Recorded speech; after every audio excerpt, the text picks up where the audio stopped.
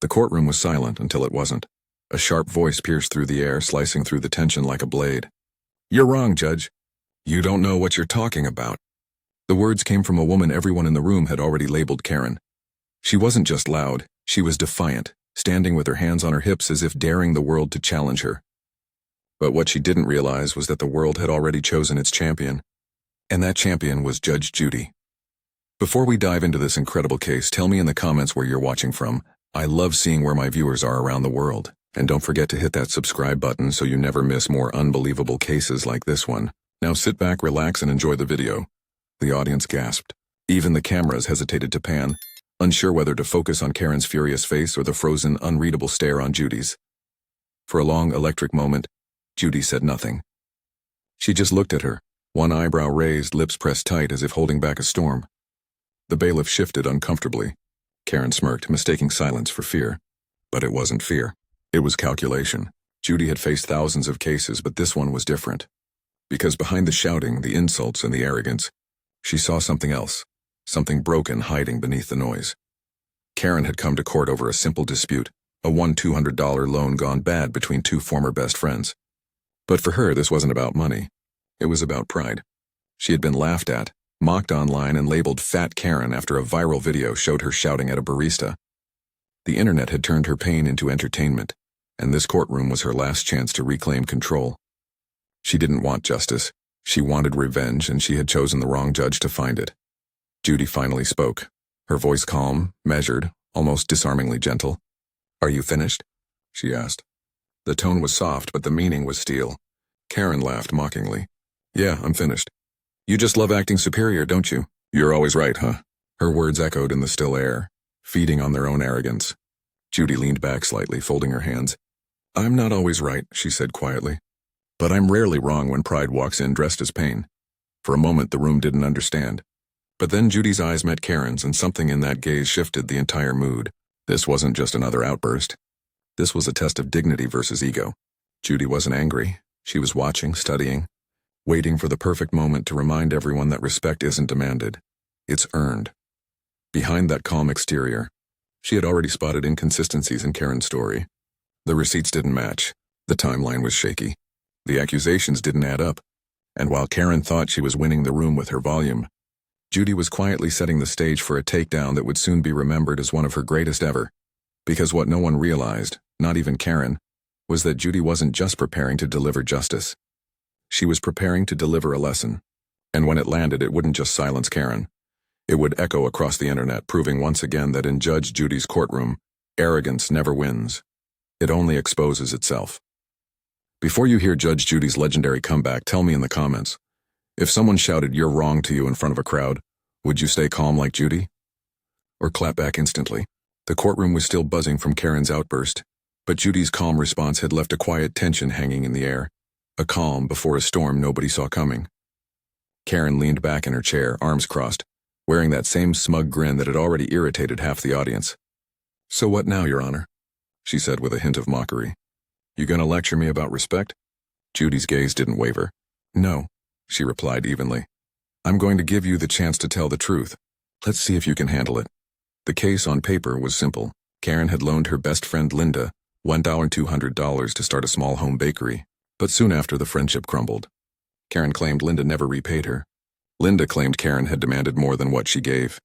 The numbers didn't line up, and neither did their stories. But Judy had seen something deeper in Karen's file. Patterns of exaggeration, manipulation, and control. This wasn't just a legal issue. It was emotional warfare disguised as justice. Karen's voice dripped with bitterness as she spoke. "She used me. I helped her get on her feet, and she stabbed me in the back. That's what people do. They take advantage of good-hearted folks like me." The audience shifted uneasily, sensing the irony. Linda stayed quiet, clutching her documents, eyes glistening but determined. Judy raised a hand toward her gently. "Ms. Linda, I'll get to you soon," she said, her tone warm but commanding. Then she turned back to Karen, her expression softening just slightly. "Tell me," Judy said, "if you're such a good-hearted person, why does your kindness sound so angry?" The question hit like a slow echo, gentle yet piercing. Karen blinked, caught off guard, fumbling for words. "Because I'm tired of being taken advantage of," she snapped. "I'm tired of people walking all over me just because I'm not." She stopped, her voice cracking slightly. Because I'm not perfect. For the first time there was silence, not from defiance but from exhaustion. The mask slipped just for a moment. Judy saw it, and the audience did too. Beneath the arrogance was someone wounded by ridicule, desperate to feel seen in a world that had mocked her for how she looked, how she spoke, and how she tried to matter. But Judy wasn't going to let her hide behind pain forever. Being imperfect, Judy said softly, isn't the same as being cruel. Don't confuse the two. Her words landed with precision, each syllable like a scalpel cutting away excuses. Karen frowned, defensive again. You don't know what it's like to be judged by how you look, she muttered. Judy's eyes sharpened. You think respect belongs to the flawless? No, respect belongs to the honest. The courtroom seemed to breathe again, the tension shifting. Judy wasn't humiliating her, she was disarming her. But as Karen's pride began to crack, Judy's sharp instincts noticed something else. A missing transaction date in the evidence. And that single detail would soon unravel Karen's entire story, revealing a twist nobody expected. Karen didn't know it yet, but the truth was already turning against her, one question at a time. Judy adjusted her glasses and leaned forward, the courtroom lights gleaming faintly across her robe. All right, she said, voice crisp and calm. Let's go over the receipts again. Her tone wasn't just professional, it was surgical. The kind that slices through lies before the liar even realizes they've been cut. Karen's jaw tightened. I already told you everything, she snapped. You just don't want to hear it. Judy's expression didn't move. Oh, I heard you, she said. I just haven't heard the truth yet. A low ripple of laughter passed through the audience, and Karen's face flushed red. Her hands trembled slightly, but her mouth refused to stay closed. You always think you're smarter than everyone else, she said bitterly. You're sitting up there with your perfect hair and your cameras acting like God. Judy's eyes narrowed slightly, not out of anger, but focus. I don't act like God, she replied. I act like a judge, and the difference is that I have evidence. She tapped the document in front of her. And yours doesn't add up. Karen leaned forward, voice trembling between rage and panic. It's not about the papers, it's about principle. She used me, she shouted, pointing toward Linda, but Judy's attention was fixed like a laser. No, she said sharply. What you're doing now isn't about principle. It's about punishment. You wanted to humiliate her, not help her. The room went still. Karen froze mid-breath. Even Linda looked shocked, as though Judy had pulled the thoughts right out of her chest. Judy continued, voice low but firm. I've met 1,000 people like you, Miss Karen. You call it honesty, but it's cruelty with lipstick. You call it truth, but it's just revenge wearing a nice dress. For the first time, Karen looked uncertain. Her eyes darted around the courtroom, searching for someone to back her up, but no one met her gaze. Judy's words hit like quiet thunder. No shouting, no drama, just authority that made the walls themselves listen. Then Judy's hand brushed across the papers again, stopping on one that looked slightly off. The date. It didn't match the timeline Karen had sworn was true. Judy noticed it immediately. Tell me something, she said slowly. If this payment was made in February, why does this bank statement show March? Karen blinked fast, her face going pale. That's a typo, she stammered. Judy tilted her head, eyes locked. A typo that just happens to move $1,000 into your favor? The room gasped. Even the cameraman froze. Judy waited, patient, controlled, watching the truth crumble piece by piece. You wanted to prove me wrong, she said finally. But facts don't care about who's louder. Karen slumped back, speechless for the first time since walking in. The balance of power had shifted, and as Judy straightened in her chair, her next words carried quiet fire. I told you once, respect isn't about who wins the argument, it's about who tells the truth. For the first time, Karen had no comeback. Only silence. Karen's silence didn't last long. The moment she realized the room was watching her crumble, the mask went back on. She straightened, crossed her arms, and forced out a scoff that sounded weaker than she intended. So what? You're saying I made a mistake. Big deal. Judy didn't flinch. No, she replied, voice razor sharp. I'm saying you lied. And there's a difference between a mistake and manipulation. The words landed like a gavel before the verdict. The courtroom murmured again, but Judy raised her hand, commanding silence with nothing more than a look. She turned the page, scanning the evidence once more before continuing in that calm, surgical tone that had made her famous. You wanted this courtroom to see you as a victim, she said. But I see something else. I see a woman so afraid of being wrong that she'd rather twist the truth than face it. Karen laughed awkwardly, shaking her head. Oh, please don't turn this into some therapy session. You're not my shrink. Judy leaned forward, eyes locked on her. No, I'm not your shrink. I'm your mirror, and you don't like what's looking back. A ripple ran through the crowd. Even Linda's tearful eyes lifted, drawn to the quiet power in Judy's words. It wasn't just a comeback. It was truth framed in elegance, and it was slowly undoing every ounce of arrogance that had filled the room. Karen tried again to salvage the moment. You think you know everything, don't you? You think people like me don't get pushed around? Her voice cracked mid-sentence. You don't know what it's like to be laughed at every day. For the first time, Judy's tone softened. Not weak, not forgiving, but human. You're right, she said. I don't know what it's like to be you, but I do know what it's like to lose yourself trying to win an argument. Karen blinked fast, her anger faltering for the first time. I'm not lost, she whispered, but even she didn't sound convinced. Judy looked down briefly, then back up. You want to be respected? Start by respecting the truth. She turned her gaze toward Linda, who had sat quietly through the storm. Ms. Linda, would you please hand me your original payment record? Linda nodded, her fingers trembling as she passed the folder. Judy opened it, cross-checking details against Karen's copies. Then in that chillingly calm tone, she said, Well, it looks like we have our answer, and it's not the one you were hoping for. The evidence made it undeniable. Linda had paid the loan, every cent. Karen had fabricated a date to make it appear unpaid. The courtroom gasped. The lie was naked now, stripped of its excuses. Karen froze, her lips parting but no sound escaping. The same mouth that once filled the room with noise now had nothing left to defend itself. Judy leaned back slowly, voice soft, but final. When the truth stands tall, she said, every lie falls silent. And in that moment, for the first time since walking into the courtroom, Karen finally understood silence wasn't weakness, it was justice breathing.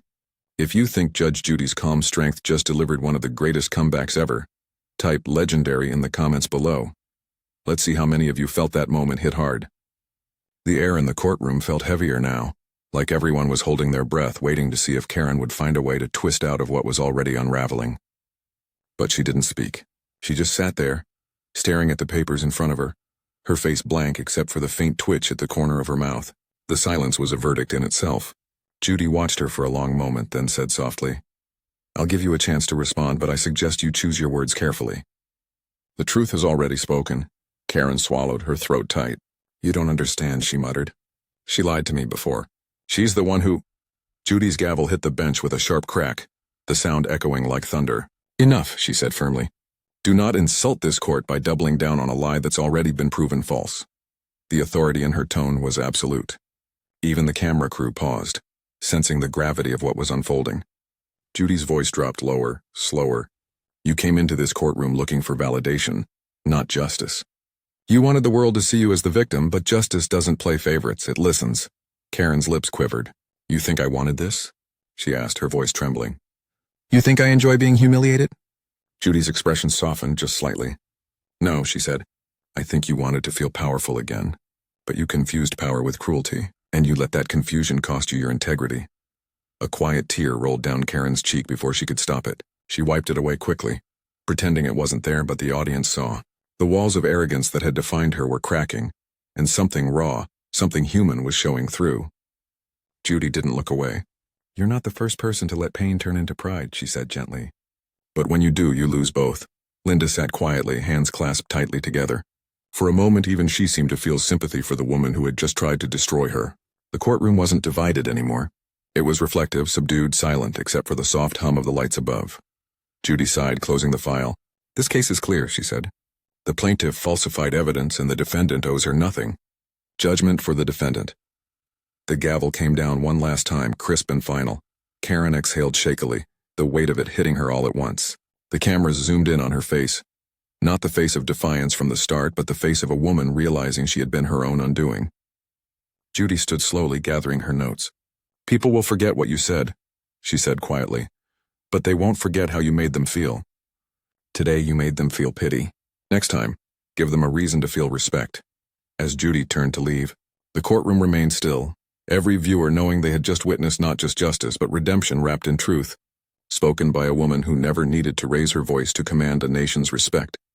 Karen sat in stunned silence, long after Judge Judy left the bench. The cameras had stopped rolling, but the weight of the moment still hung thick in the air. The audience began to shuffle out quietly, whispering in disbelief, replaying Judy's words over and over. It wasn't just a ruling, it was a dismantling of arrogance in real time. The bailiff gave Karen a sympathetic nod, but she couldn't meet his eyes. For the first time in years, she felt truly small, not because of her size, but because of the truth she'd tried to bury. Linda gathered her papers carefully, still shaken. She didn't gloat, didn't smirk, didn't say, "I told you so." Instead, she walked over, pausing beside Karen's chair. "I didn't want it to end like this," she said softly. Karen looked up, her mascara smudged, her eyes tired. "Then why did you do it?" she whispered. Linda hesitated, then answered quietly, "Because you left me no choice." And with that, she turned and left the courtroom, leaving Karen alone with the echo of everything she'd lost. The cameras outside were waiting. The case had gone viral long before it aired, and reporters were already gathering quotes for tomorrow's headlines. But when Karen stepped through the courthouse doors, no one called her name. No microphones were shoved in her face. The reporters had turned their lenses toward Judy's final statement instead, a single quote already circulating online. "When the truth stands tall, every lie falls silent." It was everywhere. On Twitter, Instagram, and morning talk shows, people replayed the clip of Judy's piercing stare, her calm delivery, her unwavering grace. The internet wasn't mocking Karen this time. It was praising Judy for handling cruelty with wisdom. Karen walked down the courthouse steps, the California sun hot against her skin, but she felt cold. For years, she had lived behind a wall of excuses and anger. Every insult she'd ever received had become fuel for bitterness. Every loss had turned into a reason to lash out. But now, stripped of her defenses, she couldn't hide from what Judy had exposed. She wasn't fighting for fairness. She was fighting to feel superior. And she had lost both the fight and herself. That night, Karen sat in her car outside her apartment, staring at her reflection in the rearview mirror. The woman looking back at her wasn't the strong version she'd always tried to project. She saw the truth, the exhaustion, the regret, the loneliness she'd been disguising as confidence. She thought about Judy's words again. "You're not the first person to let pain turn into pride." It replayed in her mind like a whisper she couldn't turn off. For the first time, she didn't argue with it. She just listened. Inside her apartment, the TV was already replaying the episode. Karen froze when she heard her own voice echoing from the screen, shouting, mocking, sneering. It was unbearable. She turned it off, but the silence afterward felt even louder. She opened her laptop and typed "Judge Judy Fat Karen episode" into the search bar. The clip had over 1 million views in just a few hours. The comments were brutal, but mixed among the laughter and insults were others that stopped her cold. "She's not evil. She's just hurt. That judge didn't destroy her, she taught her. Maybe this will wake her up." Karen sat back, tears welling in her eyes. For once, she wasn't angry at what people were saying, because deep down she knew they were right. She had been hurt, and she had turned that hurt into something ugly.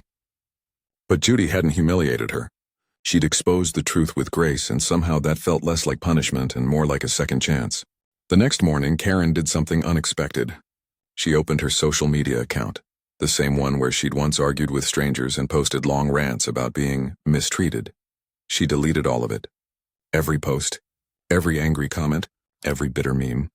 In their place, she wrote something simple. "Yesterday I learned the hardest truth of my life. I wasn't fighting the world.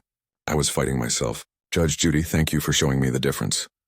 Within hours, her post was shared thousands of times. People commented things like "respect," "proud of you for owning it," and "that's how you grow." For the first time, she didn't feel attacked. She felt understood. Meanwhile, Judy's clip continued to dominate headlines. On a late-night interview, when asked how she stayed so calm during confrontations, she smiled and said, "It's easy to stay calm when you know the truth will always do the shouting for you." The audience applauded. Weeks later, Karen returned to work at the cafe where she'd once been recorded yelling at an employee. This time, when a young barista accidentally spilled her drink, she didn't explode. She smiled gently and said, "It's okay. Happens to everyone." The girl looked surprised, even grateful, and for the first time in a long time, Karen realized she didn't need to prove herself. She just needed to be kind. That night, as she sat by her window, phone buzzing with a notification, she saw a message from an unknown number. "It takes strength to admit when you're wrong. Keep using that strength for good." JJ, Karen smiled through tears. She didn't know how Judy got her number, and she didn't care. For the first time, those 3 words, "you're wrong," didn't sting. They healed, because sometimes being wrong isn't the end. It's the start of becoming right. Weeks passed, but the echoes of that courtroom day never faded.